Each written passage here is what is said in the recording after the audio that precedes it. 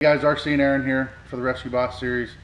We're coming to you from Brilliant, Ohio, from the Garage Mahal, the unofficial home of the Jefferson County Heavy Rescue Team. Headquarters. So the owner doesn't really know that yet, but that's okay.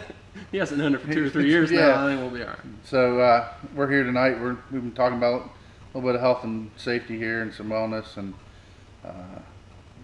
this is actually an anniversary of a date that Aaron and I know all too well. This is the anniversary date of Mikey Herrick's suicide and the day that he passed away. Today is actually 5 years. 5 years.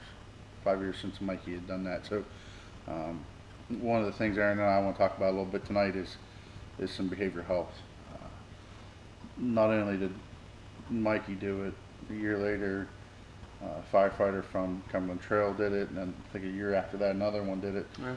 So the Ohio Valley area has been hammered with some firefighter behavioral health issues, and you know, Aaron and I are going to talk a little bit tonight how well we'll get through this, but we're going to try to knock some of this out, and it's probably helping us cope with, and it's maybe a coping mechanism for us. So. Yeah.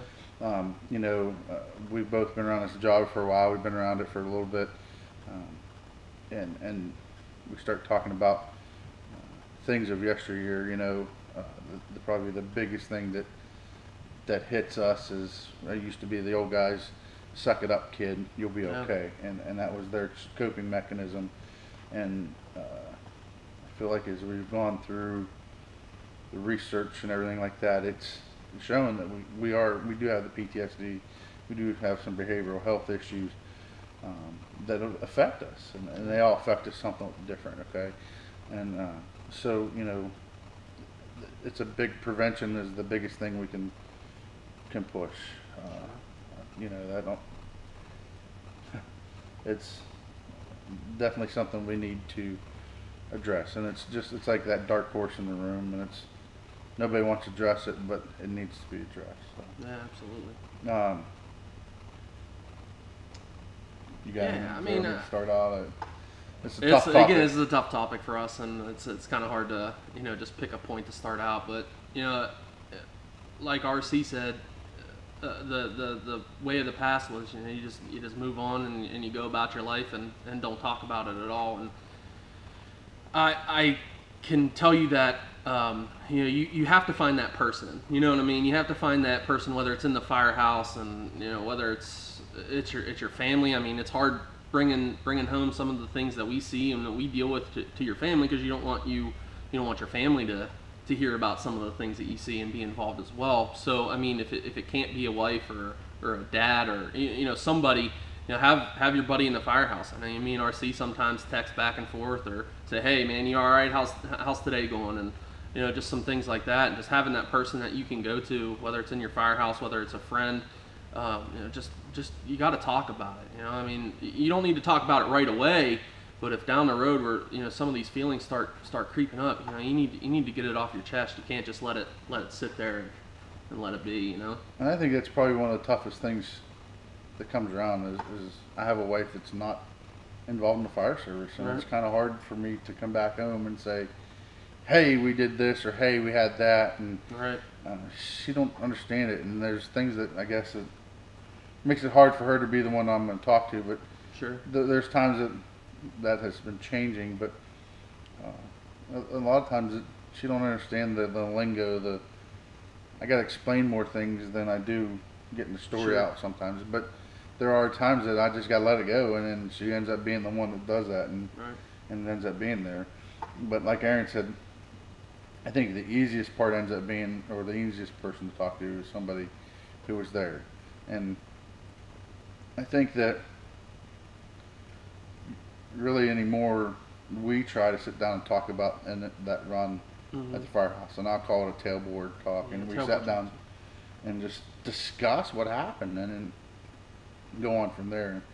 And we start talking about the general public. The general public doesn't realize that the things that we do see. So sometimes when they see us joking or laughing around something that they don't feel is a joking or laughing matter. They get upset with us, but sometimes that's our coping mechanism, and that's what helps us deal with the stuff that we just saw. I mean, yeah, we're a special blend of people, right? Like, I mean, we have generally, you know, EMTs, paramedics, firefighters have a dark sense of humor. Same with nurses and doctors, you know. So, and again, that's just the coping mechanism and just a way to get it out. But yeah, I mean, I can't echo enough. One thing that we do, you know, after every significant call now is, like R.C. said, the tailboard talks. This is a volunteer service. Some guys don't want to get involved, but we, as, you know, an officer corps, like to say, hey, you know, this serves a purpose. Not only is this a way for us to get our feelings out, but this is also a way to critique our incident actions, right? So what could we have done better, and what went well?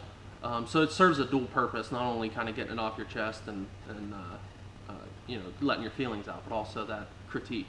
Yeah, and I also think that we as a fire service need to talk about things, because we hold it in too much. Right, we do. And we need to get it out. And that's one of the things that in the last couple of years, we've had some debriefs, and I have pushed some people to go to debriefs because of bad incidents. Sure. And some of my friends that do the debriefing will tell you, you do a debrief, things from 30 years ago come up. Yeah, sure do. And some things from the past come up, because that's eating at somebody, you know. And it's just, again, it's that stigma of, I'm a tough guy, I don't need to talk about it, and they've hung on to those kind of things. And you get into those debriefs where you get the I call them professionals in the mental health game, can pull that out of you. Yeah, they can. And that's what they're there for. And that's what they're there for. Again, they need. And we've had some incidents where maybe one or two guys are actually having an issue, and we've actually got some we'll call them therapists in the Central Ohio area that we send these guys to that are specific to that, and that's one of the fortunate things that, and I'll call it a larger metropolitan area, we have access to versus this area. I mean, they've got a really good critical incident stress debriefing team in Belmont County and some other areas, but sometimes you need that professional. Yeah, absolutely. And be it, you know, like R.C. said, it's kind of hard to find that specialist around here. But you know, even just a normal therapist, they're trained as well to you know, to be able to talk about these things. And you know, that is one thing that happened, you know, after this incident 5 years ago, is that I was mandated to go to a couple of therapy sessions. So and I can't stress enough how much that helped me. You know, I mean, this was a person completely disconnected from the incident. So it was able, you know, to spread my feelings, not just about that incident, but about everything else that's, you know, that has happened since then, and you know, things that had happened before that. You know, a lot of firefighters, we have, you know, yeah, we see a lot of things here, but the underlying cause too can be, you know, some depression and anxiety that may not even be related to the job.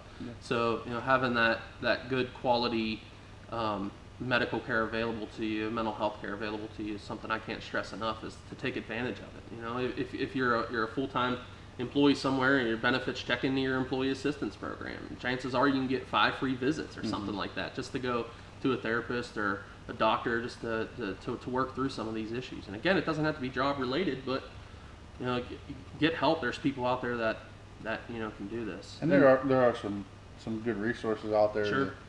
There's some firefighter behavioral health stuff, and they're pushing some classes.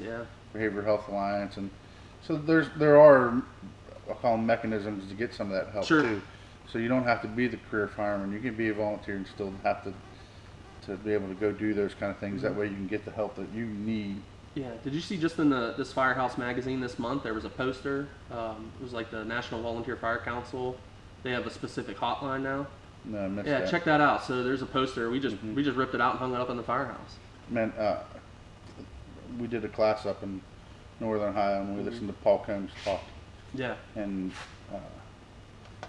he was telling us that day when we listened to him that one of his pictures helped a person come out and talk about their behavioral health issues, and it hit me hard, because that could have helped somebody that we know or love and dealt with. Absolutely. You know, so there are those things. They held it in. They knew that there was an issue there, and then until that cartoon of Paul Combs come out, that person didn't let it all out until then. So Right. Yeah, it was a release. Yeah. Yeah, and unfortunately, sometimes those things are the release. Mm-hmm. I don't want to say unfortunately, you just need that release Yeah. in some way. But Absolutely. And another thing we do as firefighters as well, there's plenty of healthy coping mechanisms, but there's also way unhealthy ones. Yeah. You know, drinking, drugs. You know, that's something you see in firehouses now, where you know you might not, it might not have been the talk back in the Right. day. You know, I can guarantee those problems were there, but they weren't talked about. So And even if you look at from yesteryear to now, I mean, we had a beer machine in the firehouse Right, for the longest right, time, yeah. you know, and that was probably guys' way mechanism to Yeah. cope with some of that. And absolutely. on a downside, outside of the partying aspect, but, Oh yeah. but it was there to help, I think, and that was their Grandpa's old medicine, man. That's what you needed. Exactly. So, you know, guys, if you're dealing with something, get the help. There's so many resources out there nowadays. It's being out there. It's broadcasted. If you need the help, call somebody. Get it. You need us to talk to.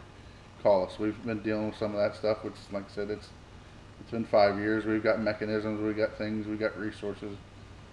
We've got personal experiences. Yep. So, you know, we can help you reflect on your personal experiences and help you get through those kind of things, because you're loved more than what you know you're loved, and Absolutely. people care about you more than what you think they do, and you don't want to do the unthinkable. So, any final words there, Aaron? No, I think you said it well, and I think right after Michael's death, that was one of the first things that went through my head was, if he only knew how many people loved him and cared for him, I don't think it would have come to what it did. But you know, It is what it is. it is what it is. You know, and the grief process is there. It's documented. You know, still there's days where you know I still grieve, and it's been 5 years after. So, you know, like R.C. said, get that help. It's out there. You know, don't think that you're some type of wussy for wanting to talk about this stuff. You know, get it done. Get it done. All right, guys. You got any questions? Get us on Facebook at the Rescue Boss, Twitter at the Rescue Boss. We're on YouTube, Periscope.